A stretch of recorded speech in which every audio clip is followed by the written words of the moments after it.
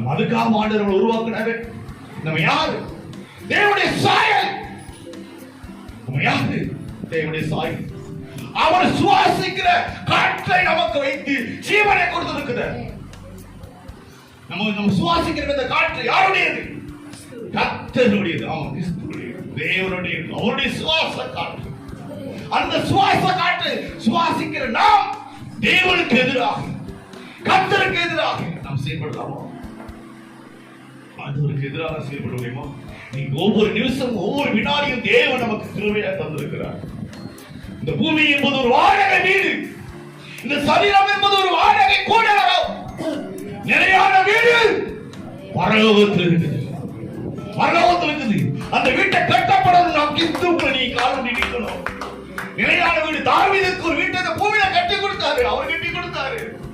அந்த நிலையான வீடு தேவன் பரலோகத்தில் வைத்திருக்கிறார். இப்ப நிலையான வீட்டுக்கு நாம் சொந்தக்காரனா இருக்கணும்னா என் வீடு கர்த்தரால கட்டப்படணும். வீடு என்பது குடும்பம். என் குடும்பம் கர்த்தரால கட்டப்பட்டிருக்கணும். உதாரணம் சொல்லுகிறேன். சோதரம் நோவா என்கிற ஒரு மனிதன், நோவா என்கிற மனிதன் பழைய ஏற்பாட்டில் பார்க்க முடியும் போது தேவனுடைய வீட்டை தாவீதுக்கு தாவீதுக்கு தேவன் ஒரு வீட்டை கட்டி கொடுத்தாரு. ஆனா இந்த உலக அழிவிலிருந்து, உலகத்துடைய பாவத்தின் அழிவிலிருந்து மீட்கப்படும்படியாக, விடுவிக்கப்படும்படியாக, காப்பாற்றப்படும்படியாக ஒரு படகை நீ கட்டுன்னு சொன்னார். நல்லா புரிந்து கொள்ளுங்க, நல்லா புரிந்து கொள்ளுங்க. நோவாங்கிற மனிதனை நீ என்ன போடு, இந்த பூமியில பாவத்தின் அழிவிலிருந்து தப்பி வைக்கப்படும்படி, இந்த உலகத்தின் அழிவுடைய தளத்திலிருந்து பாதுகாக்கப்படும்படி ஒரு படகை கட்டு என்று சொன்னார். அந்த நோவாங்கிற மனிதன் தன்னுடைய குடும்பத்தோடு கட்டான் படகை. சோத்திரம். மனைவியை, பிள்ளைகளை கட்டுறான். படகுங்கிற அந்த கூடாரத்தை கட்டுகிறான். சோத்திரம். இந்த உலக அழிவிலிருந்து, அந்த ஜலத்திலிருந்து அந்த நோவா பாதுகாக்கப்படுகிறான். பிரியமான தெய்வ பிள்ளைகளை, அப்படிப்பட்ட ஒரு காரியம் நமக்கு இருக்குதா?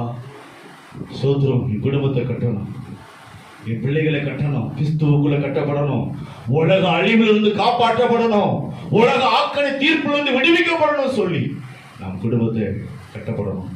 நாம் இயேசு கிறிஸ்து, நான் மட்டும் இயேசு ஏற்றுக்கிட்டேன் அப்படி நிற்கக்கூடாது. தயவு செய்து இருக்காதீங்க, தயவு செய்து அப்படி இருக்காதீங்க. அவர்களுக்காக நாம் வச்சிருக்கிறோம். நோவா அப்படிதான் செய்தார். தன் மனைவியை படகுக்குள்ள கொண்டு வந்தார், தன் பிள்ளைகளை கொண்டு வந்தான். அல்லேலூயா. பிள்ளைகளுக்கு வேண்டிய மருமக்கமார்களை கொண்டு வந்தான். சோத்திரம். அதே போல நம்ம ஆண்டவருக்குள்ள ரட்சிப்புக்குள்ள கொண்டு வரணும். நம்ம அந்த மத்தியில நம்ம சாட்சியாக காணப்படணும். பிரியமான தேவபிள்ளை, தயவு செய்து நான் ஆண்டவர்களுக்கு எச்சரிப்பாக சொல்லுகிறார், நான் மட்டும் தேவனோடு இருந்தா போதும்னு எண்ணக்கூடாது. சோத்திரம். ஆமா, அந்த இரத்த பலியை உன்னை கேட்பார் அப்புறம் கடைசியில். சோத்திரம். என்ன பண்றது? அந்த மனுஷன் கேட்க மாட்டாங்க, அந்த மனுஷன் கேட்க மாட்டாங்க. இல்ல, தெய்வ சமூகத்தில் நின்று நீ நிற்கணும். சோத்திரம். நீ நிற்கணும். நீ அந்த மனுஷன் போராட தேவையில்லை, அந்த மனுஷிக்கிட்ட போராட தேவையில்லை. நீ தெய்வ சமூகத்தில் நின்று நீ போராடணும். சோத்திரம். உலகத்துல எதுவுமே நிலையற்ற ஒரு வாழ்வு. நீ ஆண்டவர் சமூகத்தில் நின்று நீ போராடணும். ஆண்டவரே எனக்கு தெரியாது, அவங்க அப்படிதான் இருப்பான், அவங்க அப்படிதான் இருப்பாங்க, அவங்க அந்த மனுஷன் அப்படிதான் இருப்பான், அந்த மனுஷன் அப்படிதான் இருப்பாங்க, பிள்ளை அப்படிதான் இருக்கும். ஆனா நீ போராடணும். தாவீது கேட்டான். இந்த இடத்துல சொல்லப்பட்டிருக்கிறது, இந்த 27 வசனத்துல, ஆகையால் உம்மை நோக்கி இந்த விண்ணப்பத்தை செய்ய உமது அடியானுக்கு மனதைரியம் கிடைத்தது. அல்லேலூயா. எனக்கு வீட தாங்க, கட்டி தாங்கன்னு சொல்லி அல்லேலூயா தேவனிடத்துல கேட்டேன். அதே போல என் குடும்பத்தை கட்டணும்ப்பா, என் கணவரை கட்டணும், என் பிள்ளைய உங்க சமூகத்துல கட்டப்படணும்ப்பா. ஆண்டவரே, கேட்கக்கூடிய மனதைரியம், தேவனோடு இருக்கக்கூடிய ஒரு ஐக்கியம் நமக்கு வேணும். இந்த உலகத்துல ஒன்றுமே இல்லை, இந்த உலகத்துல ஒன்றுமே இல்லை. நானும் என் வீட்டார் கர்த்தரை சேவிக்கணும்னு சொல்லப்பட்டிருக்குது. என் வீடு கட்டப்படணும்ப்பா, என் குடும்பம் ரட்சிக்கப்படணும்.